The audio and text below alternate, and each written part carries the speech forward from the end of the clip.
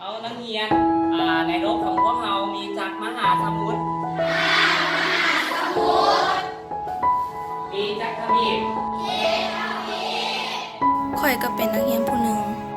ที่มีความฝัน อยากจะท่องโลกกว้างแต่มื้อนี้บทที่14ได้เฮ็ดให้ข่อยเห็น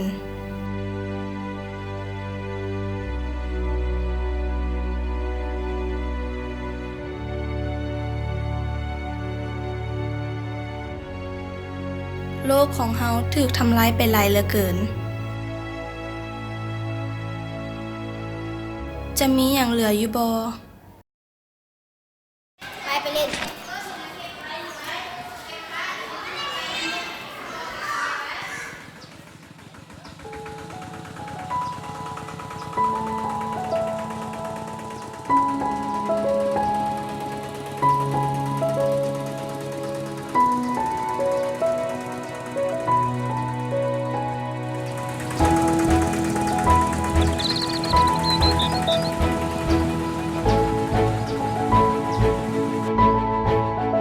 เจ้าได้ยินเสียงนั้นบ่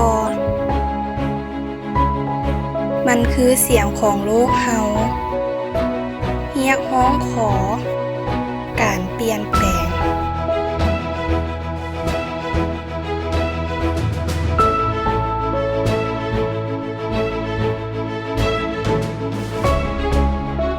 และนี่คือความหวัง